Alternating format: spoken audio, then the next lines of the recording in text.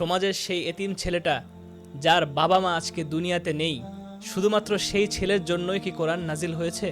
কোরআন শুধুমাত্র কোনো এক শ্রেণীর জন্য নাজিল হয়নি। কোরআন নাজিল হয়েছে আমাদের সবার জন্য। আমার বাবা মা বেঁচে আছে, তারা ভালো চাকরি করে, আমরা সমৃদ্ধ পরিবার থেকে বসবাস করি, এর জন্য কি আমার বা আমার সন্তানের কোরআন শিখতে হবে না?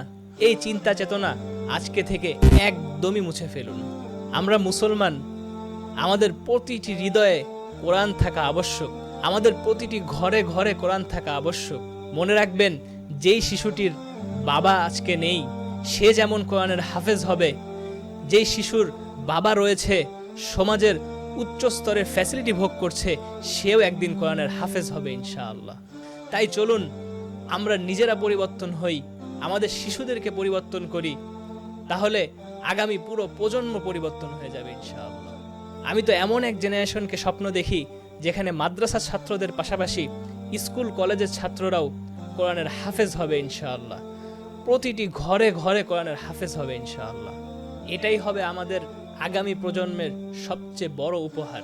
এবং তারা জানবে তারা কোন পথে চলছে, তারা জানবে ইসলাম তাদেরকে কত সুন্দর জীবনধারা উপহার দিয়েছে।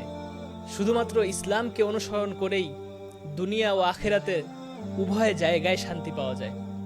যেই জীবন ইসলামকে অনুসরণ করবে সেই জীবনে থাকবে না কোনো দুর্নীতি ও আহাজারি, সেই জীবনে শুধুমাত্রই পাবেন শান্তি এবং শান্তি। চলুন আমরা আজ থেকেই এমন কিছু উদ্যোগ নেই যেই উদ্যোগগুলো পরিবর্তন করে দিতে পারে আমাদের নেক্সট জেনারেশনকে, যেই উদ্যোগগুলো পরিবর্তন করে দিতে পারে আমাদের প্রতিটি ঘরকে। হয়তো সেদিন আমরা থাকবো না, তবে আমাদের এই উদ্যোগগুলো চিরকাল থেকে যাবে ইনশাআল্লাহ।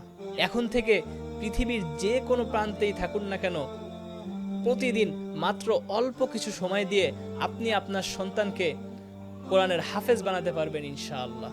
এবং এই অনন্য সুযোগটি করে দিচ্ছে হিলম একাডেমি।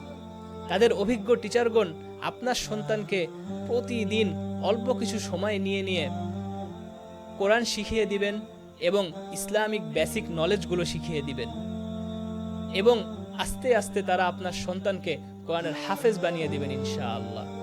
তাই আমি বলবো, আজকে থেকেই শুরু করুন আপনার সন্তানের আগামী দিনের মহাকাব্য।